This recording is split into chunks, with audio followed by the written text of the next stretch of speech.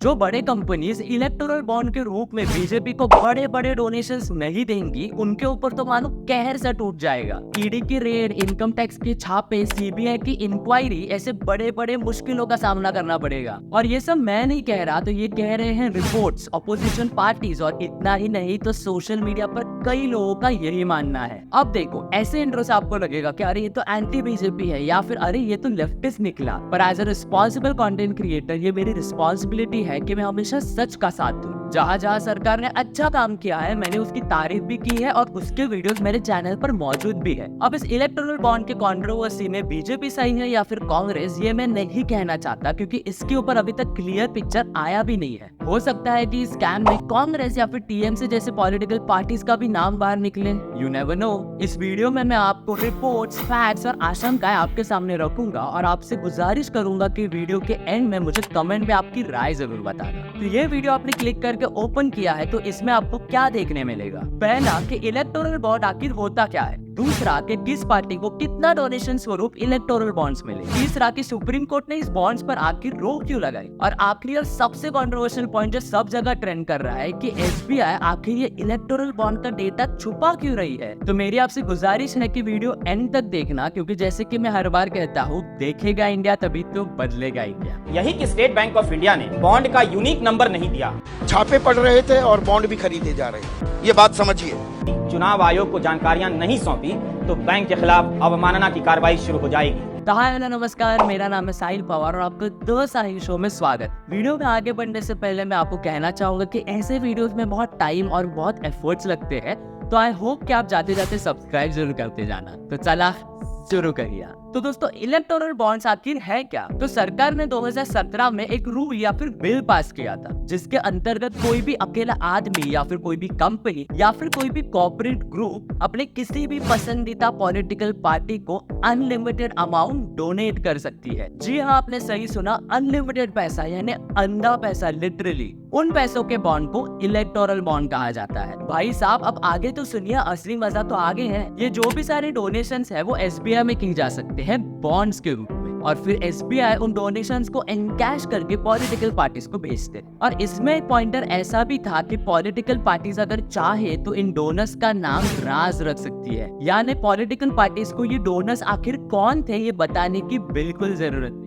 तो ये है मोटे मोटे शब्दों में इलेक्टोरल बॉन्ड्स। और बार बार नाक कटवाने पर तुले स्टेट बैंक को बहुत बड़ा झटका लगा है। ये कैसा बैंक है, मतलब कसम ही खाकर बैठा है कि लोग चाहे कुछ भी कहें, बस मालिक नाराज ना हो। हद हो गई। देखो, अब इसकी क्या जरूरत थी या फिर सरकार ने ये स्कीम क्या सोच के बनाई, अब वो उनको ही पता। मैं कोई लीगल बैकग्राउंड से नहीं हूँ या फिर कोई हिडन बिटवीन द लाइंस पढ़ने वाला कोई एक्सपर्ट भी नहीं हूँ, पर अगर सरकार ने ये रूल बनाया था तो कुछ सोच समझ कर ही बनाया होगा, और इसकी कोई अच्छी साइड भी जरूर होगी जो मैं फ्यूचर में जरूर पढ़ूंगा। पर अब आते हैं हमारे वीडियो के नेक्स्ट मुद्दे पर, और हमारा नेक्स्ट पॉइंट ये है कि सुप्रीम कोर्ट ने 2024 में, मतलब इसी साल में, ये इलेक्टोरल बॉन्ड का जो स्कीम है इस पर रोक लगाई। और कोर्ट ने ये कहा कि दिस इज अनकॉन्स्टिट्यूशनल, यानी ये संविधान के खिलाफ है। देखिए, भले ही रिजल्ट लेट आया पर आया तो सही। और 2017 से चल रहा ये इलेक्टोरल बॉन्ड आखिर 2024 पर सुप्रीम कोर्ट ने रोका और एसबीआई से एक डिटेल रिपोर्ट मांगी कि किस डोनर ने किस पॉलिटिकल पार्टी को कितने पैसे भेजे, क्योंकि कोर्ट को डर था कि इस स्कीम के आड़ में कई बड़े कंपनीज अपना काला धन व्हाइट करने में तुले हैं। अब हमने ये जान लिया कि इलेक्टोरल बॉन्ड्स क्या है, और हमने ये भी जान लिया कि सुप्रीम कोर्ट ने इस पर बैन क्यों लगाई। अब आते हैं हमारे तीसरे पॉइंट पर कि 2019 से 2024 तक किस पॉलिटिकल पार्टी को कितने पैसों के रूप में डोनेशंस दिए गए। अब अगर मैं आपको कहूँ कि आप अंदाजा लगाओ टोटल कितने पैसों का डोनेशंस आया होगा एसबीआई में, या फिर वो भी छोड़ो, अगर मैं आपको पूछूं कि अगर आपको किसी पॉलिटिकल पार्टी को डोनेट करना हो तो आप कितना करोगे? 100, 500 या फिर ज्यादा से ज्यादा 1000? हाँ ना, पर आप सुनकर चौंक जाएंगे कि पिछले 5 सालों में इलेक्टोरल बॉन्ड्स के रूप में 14,000 करोड़ रुपए आए हैं। इतना अंधा पैसा। अब किस पार्टी को कितने डोनेशंस आए? सबसे पहले नंबर पर है बीजेपी, जिनको डोनेशंस के रूप में 6,000 करोड़ से ज्यादा रुपए मिले हैं। फिर आती है ममता जी की टीएमसी, जिनको 1600 करोड़, और कांग्रेस जिनको 1400 करोड़ के डोनेशंस मिले। बाकी पार्टीज का फिर आप अंदाज लगा लें। और ये डेटा सुप्रीम कोर्ट के निर्णय के बाद हमारे सामने आया। वैसे तो बहुत सारा डेटा अभी भी गायब है। अब कॉमन सेंस की बात है कि अगर सबसे ज्यादा डोनेशंस बीजेपी के पास है तो उन पर सवाल उठेंगे। और अब रही बात अपोजिशंस की, तो उनको तो इलेक्शंस के पहले कीचड़ उछालने के लिए एक नया टॉपिक मिलेगा अपोजिशंस का। और कई लोगों का ये मानना है कि जो ये डोनेशन देने वाली जो टॉप 20 कंपनीज है, उनमें से कई कंपनीज पर पहले ईडी की या फिर सीबीआई की कोई केसेस या फिर इंक्वायरीज चल रही, पर जैसे उन्होंने इलेक्टोरल बॉन्ड्स में अपने डोनेशंस दिए, उनके ऊपर के ये केसेस जैसे रुक से गए। और इसीलिए बीजेपी पर लोगों का शक कि पहले ईडी, इनकम टैक्स, सीबीआई की टीम लगाकर कंपनी पर प्रेशर डालो और फिर डोनेशंस मिलने के बाद केसेस मिटा दो। ऐसे कई एग्जांपल्स और रिपोर्ट्स आपको इंटरनेट पर आसानी से मिलेंगे। मैं उसमें डिटेल में नहीं जाऊंगा वरना ये वीडियो लंबी हो जाएगी, पर अगर आपको एग्जाम्पल चाहिए तो मैं एक कंपनी का नाम बताता हूँ, मेगा इंजीनियरिंग। फिर एक मेगा इंजीनियरिंग है, इसने 966 करोड़ रुपए दिए। हैदराबाद की कंपनी है और कई जगह 2019 के बाद छापे पड़ रहे थे और बॉन्ड भी खरीदे जा रहे हैं। ये बात समझिए।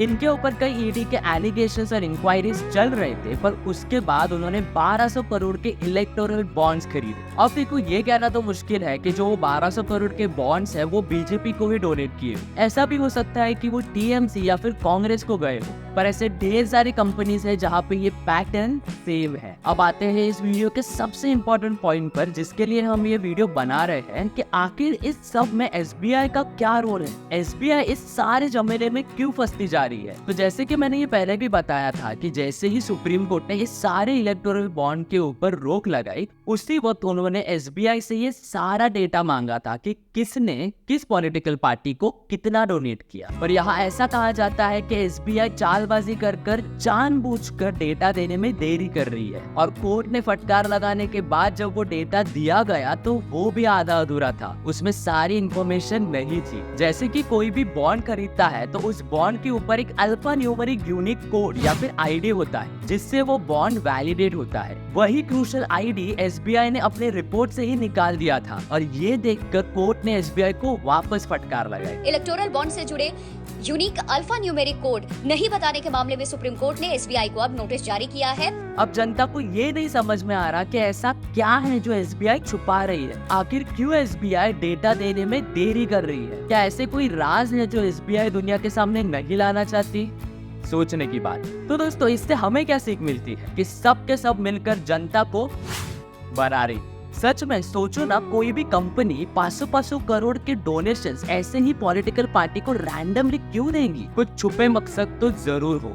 और यहाँ सवाल सिर्फ बीजेपी पर नहीं उठता तो सारे पॉलिटिकल पार्टीज पर उठता है, क्योंकि डोनेशंस तो सबको तगड़े आए हैं। तो मैं आशा करता हूँ कि ये इलेक्टोरल बॉन्ड का मुद्दा आपको अच्छे से समझ आया हो। अब एंड में मैं आपको गुजारिश करता हूँ कि आप कमेंट में आपकी राय मुझे जरूर बताएं कि क्या इलेक्टोरल बॉन्ड एक स्कैम था, और क्या सुप्रीम कोर्ट ने इस पर रोक लगा के सही किया। तो अब वक्त आया है वीडियो को एंड करने का, और अगर आपको वीडियो पसंद आई हो तो जाते जाते सब्सक्राइब जरूर करना। फिर मिलते हैं ऐसे ही आई ओपनिंग टॉपिक के साथ हर मंगलवार और शनिवार शाम 6 बजे। So this is Sahil Pawar signing off.